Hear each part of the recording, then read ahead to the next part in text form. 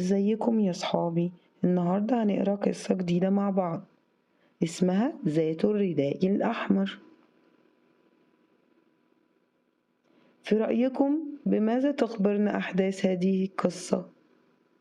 بذئب طيب يساعد فتاة صغيرة على قطف الزهور؟ أم بقطة سحرية تساعد فتاة صغيرة لكي تصبح أميرة؟ أم بذئب كبير شرير يخدع فتاة صغيرة وجدتها؟ إجابة صحيحة، بذئب كبير شرير يخدع فتاة صغيرة. هل تعرف أي شخصية من شخصيات قصة اليوم؟ ذات الرداء الأحمر، الذئب، أو الجدة؟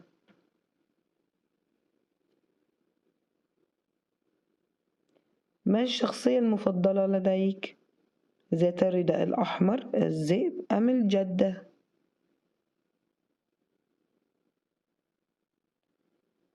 في قديم الزمان عاشت فتاة صغيرة مع أمها في كوخ على أطراف الغابة.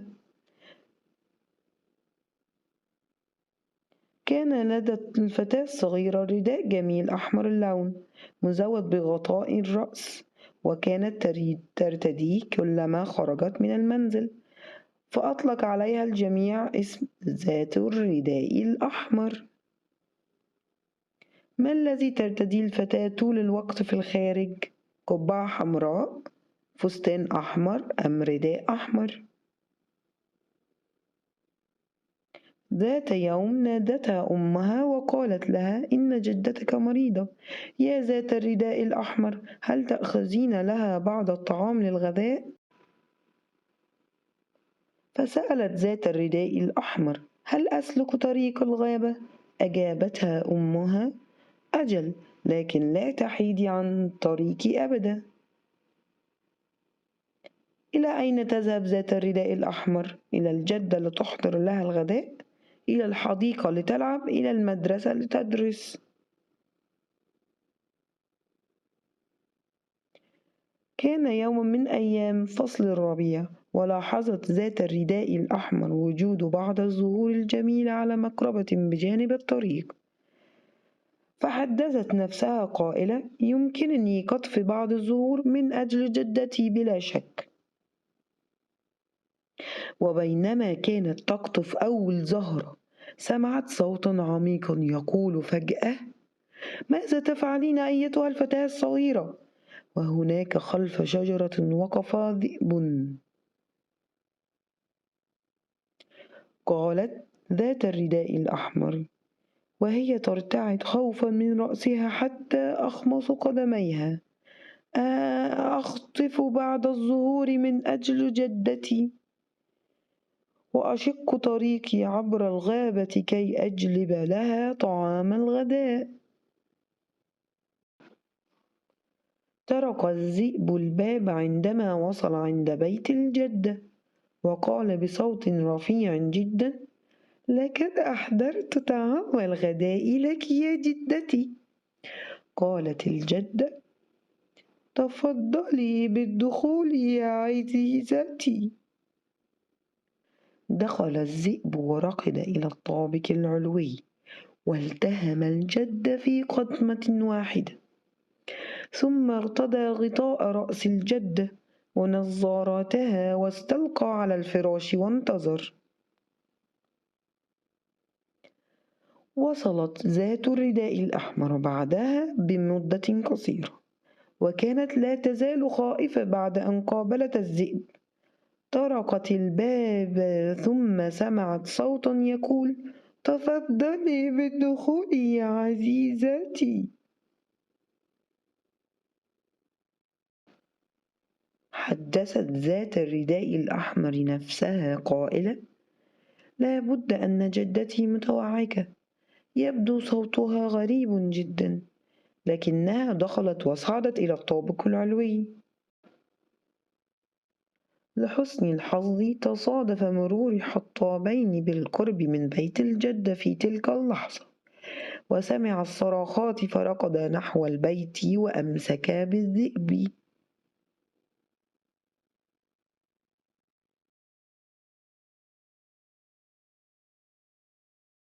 Little Red Riding Hood A long time ago, in a cottage at the edge of the forest, lived a little girl and her mother. The little girl had a beautiful red cloak, with the hood that she always wore outside. So everyone called her Little Red Riding Hood. One day her mother called, "Little Red Riding Hood, Granny's not very well. Can you take some lunch to her?" "Shall I go through the forest?" asked the Little Red Riding Hood. "Yes," said her mother, "but stay on the path all the way." It was a spring day, and Little Red Riding Hood noticed some lovely flowers. It was a spring day, and Little Red Riding Hood noticed some lovely flowers just off the path. "Surely I can pick some flowers for Granny," she thought. But as she picked the first flower, a deep voice suddenly said, "What are you doing, little girl?" There behind a tree was a wolf. "I'm picking some flowers for my Granny," said Little Red Riding Hood, shaking from head to toe. "I am going through the forest to take her some lunch." The wolf wanted to gobble the little girl up there and then, but it was cunning and had an idea for getting a bigger dinner. There was only one house on the other side of the forest, so it disappeared through the trees. When the wolf arrived at Granny's house, it knocked on the door and said in its highest voice, "Here is your lunch, Granny," pretending that he's the Little Red Riding Hood. "Let yourself in, dear," Granny called. The wolf let itself in, ran upstairs, and ate Granny in one mouthful. Then it put on Granny's cap and glasses, got into bed, and waited. What do you think he's waiting for? Yes, for the Little Red Riding Hood. Do you think he's going to play with her? No, he's going to eat her. He wants to eat her, yes. Soon after Little Red Riding Hood arrived, still a little scared of meeting the wolf. She knocked on the door and a voice called, "Let yourself in, dear." Granny must be feeling poorly, thought the Little Red Riding Hood. Her voice her voice sounds very strange, but she let herself in and went upstairs. It was dark in Granny's room, but Little Red Riding Hood noticed something strange at once.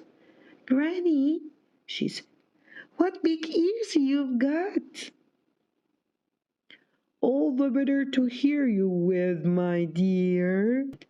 "What a big eyes you have got!" "All the better to see you with, my dear," said the wolf. Little Red Riding Hood was right by the bed now. "Granny," she said, "what big teeth you have got!" "All the better to eat you with," cried the wolf. The wolf lunged towards Little Red Riding Hood. She screamed and ran out of the house. Yes, that's right. Likely two woodcutters were walking near Granny's house at the very moment. They heard the screams, ran towards the house, and grabbed the wolf. They tied the wolf up and hung it up by its feet. And who should pop out of the big mouth now? Who do you think should be out of the mouth? The wolf's mouth. It's Granny, yes, because he ate Granny up. Now it's going to be out. "We will take this wolf far away," said the woodcutters, "and you will never see it again." "Thank you," said Granny and Little Red Riding Hood. Granny gave Little Red Riding Hood a big hug. And when they were feeling better, they sat down together for lunch.